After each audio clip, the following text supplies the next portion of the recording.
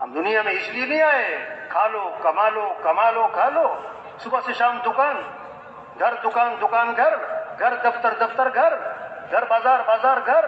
ٹھیک ہے دکان کرنی ہے، منع تھوڑا ہے، دفتر کاروبار منع نہیں ہے، لیکن بھائی ایک حد ہوتی ہے. ہم دنیا میں اس لیے نہیں ہے. اصل کام کیا ہے؟ اصل کام، اصل ذمہ داری 5 ضرورتیں ہیں. 5 ضرورتیں ہیں. 5 ضرورتیں ہیں. کھانا ضرورت ہے، کپڑا ضرورت ہے، مکان ضرورت ہے، شادی ضرورت ہے، اور سواری ضرورت ہے. ان کو ضرورت کے درجے میں رکھنا ہے. ان پر جان نہیں کھپانی، ان پر قوت نہیں لگانی، ان پر اپنی صلاحیت نہیں لگانی. صحابہ نے ان 5 ضرورتوں کو سادگی پہ رکھا تھا. کھانا تھا ضرورت کا، آج زور لگ گیا کھانے پر. کھانے پر کھاؤ کھاؤ کھاؤ، کھا رہے ہیں، صبح کھا رہے ہیں، دوپہر کھا رہے ہیں، شام کھا رہے ہیں، اور جناب درمیان میں بھی کھا رہے ہیں، چلتے پھرتے کھا رہے ہیں. چل بھائی کوئی ایک حد ہوتی ہے. حدیث میں آتا ہے بدترین برتن جس کو بھرا جائے وہ کیا ہے؟ وہ کیا ہے؟ پیٹ. حضرت عائشہ رضی اللہ عنہا فرماتی ہیں ایک چاند، دوسرا چاند، تیسرا چاند بھی چڑھ جاتا تھا، ہمارے گھروں میں آگ نہیں جلا کرتے.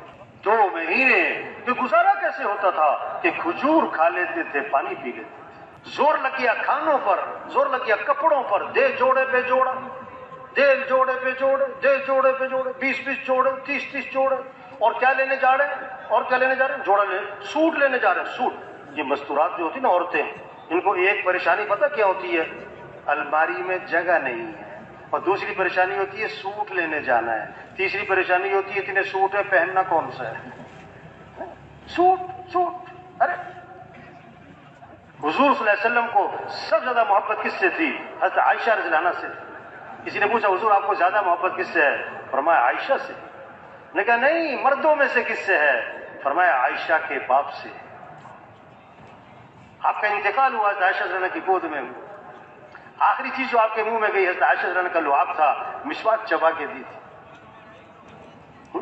آپ نے دعا کی کہ اللہ تو نے بیویوں میں عدل کرنے کا حکم دیا ہے، میں ظاہری عدل تو کرتا ہوں لیکن میرا دل عائشہ کی طرف مائل ہے، یہ میرے اختیار میں نہیں.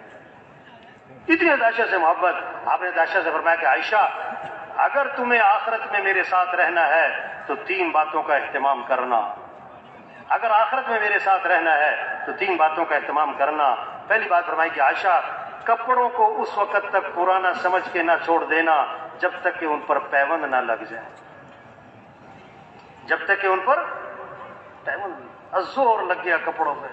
حضرت عروہ رضی اللہ عنہ حضرت عائشہ رضی اللہ عنہا کے بھانجے فرماتے ہیں کہ میں نے خالہ کو دیکھا ایک مجلس میں حضرت عائشہ رضی اللہ عنہا نے 70,000 درم لوگوں میں تقسیم کر دیے اور خالہ کے کپڑوں پر پیوند لگے ہوئے تھے. خالہ کے کپڑوں پر پیوند لگے، زور لگ گیا سوٹ. دوسری بات فرمائی کہ عائشہ مالداروں کے پاس بیٹھنے سے اپنے آپ کو بچانا. کیوں آدمی مال کی حرص میں، مال کی تما لالچ میں، مال کی دوڑ میں لگ جاتا ہے، نعمتوں کی ناقدری شروع کر دیتا ہے. اس لیے اللہ کے نبی نے فرمایا 2 باتیں جس میں ہوں گی وہ سیدھا جنت میں جائے گا. جو دین میں اپنے سے اوپر والوں کو دیکھے اور ان تک پہنچنے کی کوشش کرے، اور جو دنیا میں اپنے سے نیچے والوں کو دیکھے اور اللہ کا شکر ادا کرے. فرمایا جس میں یہ 2 باتیں ہوں گی سیدھا جنت میں جائے گا. اس کے مقابلے میں شیطان نے اصول بنایا ہے، دین میں اپنے سے نیچے والوں کو دکھاتا ہے او فلاں تو جمعہ بھی نہیں پڑھتا، میں جمعہ تو پڑھ لیتا ہوں نا. اور دنیا میں اپنے سے اوپر والوں کو، ایک تھا لاہور کا نا، اس کی 11 ملیں یہ واقعہ ہے، ایسی ہوائی بات نہیں ہے. 11 ملیں اس کی. تو کسی نے اس سے کہا بھائی بس کر یار، بس کر، کوئی کمی ہے؟ کہ نہیں کمی کوئی نہیں ہے، میری تو نسلیں بیٹھ کے کھا سکتی ہیں، تو پھر کیوں لگا رہا ہے زور؟ کہتا بات یہ ہے کہ جب کہیں بیٹھ کر بات ہوتی ہے نا فلاں کی 12 ہے تو پریشانی ہوتی ہے. تو مالداروں کے پاس بیٹھنے سے اپنے آپ کو کیا کرنا؟ بچانا. تیسری بات فرمائی کہ عائشہ دنیا سے اتنا توشہ لینا جو ایک مسافر کے لیے کافی ہوتا ہے. زیادہ لمبے چوڑے چکر میں نہ بن، یہ بنا لو، یہ بھی بنا لو، یہ بھی لے لو، وہ بھی لے لو. نہیں، ضرورت کی چیزیں. حضور صلی اللہ علیہ وسلم کے گھر کیسی عجیب بات. حضرت عمر رضی اللہ عنہ حاضر خدمت ہوئے اور آپ صلی اللہ علیہ وسلم کا کرتا اترا ہوا ہے، چٹائی پہ آرام فرما رہے ہیں، چٹائی یا بوریا اس پہ آرام فرما رہے ہیں، اور گھر خالی پڑا ہے اور چٹائی کے نشانات حضور کے جسم مبارک پر ظاہر ہوئے ہیں. حضرت عمر نے جب یہ حالت دیکھی اللہ کے نبی کے گھر کی تو آنکھوں میں آنسو آ گئے اور عرض کہ اللہ کے رسول دعا تو فرمائیں، اللہ کچھ وسعت فرما دے، یہ کیسر و کسرا اللہ کے نافرمان ہیں، اللہ نے کیا کچھ دے رکھا ہے۔ اللہ کے نبی نے جب یہ بات سنی نا اٹھ کے بیٹھ گئے اور میں او فی شک انت یا ابن الخطاب، اے خطاب کے بیٹے تو ابھی تک شک میں پڑا ہوا ہے، اما ترضى ان يكون لهم الدنيا ولنا الاخرہ، اس بات پہ راضی نہیں ہے کہ ان کے لیے دنیا ہو ہمارے لیے آخرت، ہم آخرت والے لوگ ہیں، ہم دنیا کے لوگ نہیں ہیں۔ زور غلط جگہ لگ گیا، کھانوں پر، کپڑوں پر۔ حضرت عمر رضی اللہ عنہ خطبہ دے رہے ہیں، امیر المومنین ہیں، اور پیوند لگے ہوئے کپڑوں پہ 12 13 بعض پیوند چمڑے کے۔ تیسرا زور لگ گیا مکان بنانے پر، عمارتوں پر، اونچی اونچی، بڑی بڑی، زوردار قیامت کی نشانی بتائی، یتطاولون فی البنیان، اونچی اونچی عمارتیں، بڑی بڑی، یہ قیامت کی نشانی ہے۔ ایک صحابی نے ذرا اونچا مکان بنا لیا، آپ صلی اللہ علیہ وسلم نے ان کے سلام کا جواب نہیں دیا۔ ہاں پوچھا یہ کس کا ہے؟ کہ فلاں کا ہے۔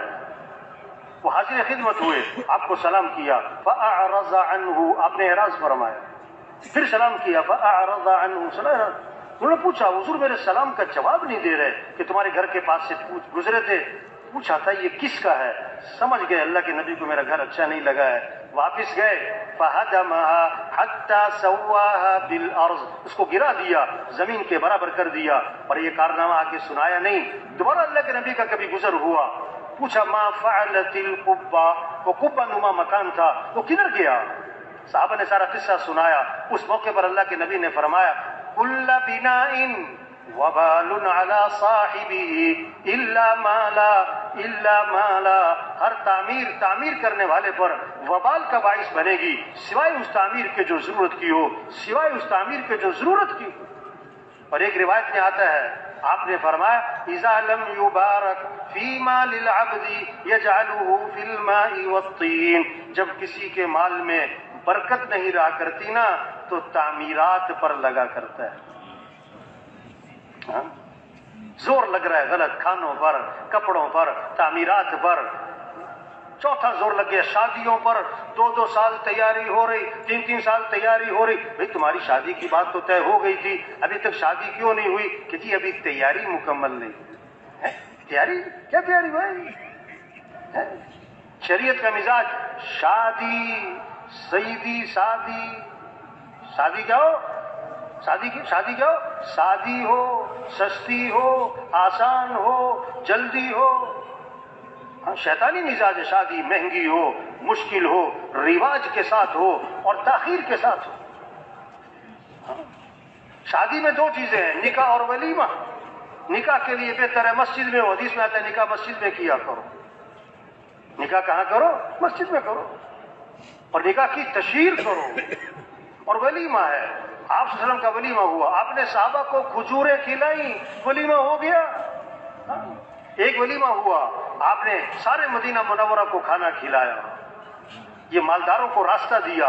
اگر زور دکھانا ہے تو کیا ہے، ولیمے پہ سب کو بلاؤ، لیکن ایک بات آپ نے فرمائی، بدترین ولیمہ ہے جس میں مالداروں کو بلایا جائے اور غریبوں کو نہ بلایا جائے۔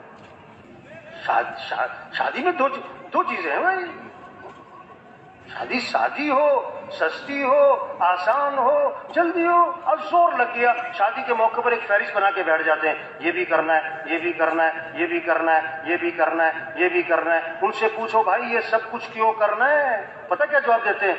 یہ سب کچھ کرنا پڑتا ہے۔ تو یہ جواب ہے، یہ سب کچھ کرنا پڑتا ہے۔ ان سے پوچھو یہ سب کچھ کیوں کرنا پڑتا ہے؟ پتہ کیا جواب ملتا ہے؟ آپ کو پتہ نہیں ہے، کرنا پڑتا ہے۔ یہ کوئی جواب ہے؟ زور لگ گیا۔ حضرت عبد الرحمن بن عوف رضی اللہ عنہ کی شادی ہوئی اور حضور صلی اللہ علیہ وسلم کو پتہ بھی نہیں۔ آپ نے ان کے کپڑوں پر ایک خوشبو لگی دیکھی، فرمایا عبد الرحمن یہ تمہارے کپڑوں پہ خوشبو کیسی لگی ہے؟ عرض کہ حضور تزوجت، میں نے شادی کی ہے۔ اللہ کے نبی نے ولیمہ کر لینا، چاہے ایک بکری ہو، ولیمہ کر لینا۔ 5واں زور لگ گیا کس پر؟ سواریوں پر۔ पांचवा जोर, साहबा का एक सफर ऐसा था कि पाँव में जूता भी न, नंगे पाँव, कपड़े फाड़ फाड़ के पाँव पे लपेट रहे थे। उसका नाम बना ग़ज़वा ज़ातुर रिक़ा। तबलीग में क्या कह रहे हैं कि भाई हमारा काम क्या है, अल्लाह का दीन जिंदा हो जाए, सारे इंसानों को हिदायत मिल जाए। यदखुलूना फी दीनिल्लाहि अफ़वाजा, ये मंजर कायम हो जाए कि लोग फौज दर फौज इस्लाम में दाखिल हो जाएं, कौमों की कौमें इस्लाम में आ जाएं, मुल्कों के मुल्क इस्लाम में आ जाएं। ये हमारा काम है, ये हमारी जिम्मेदारी है, ये हमारी जिंदगी का मकसद है। तो दिल से नियत करें ये काम करना है इंशाअल्लाह।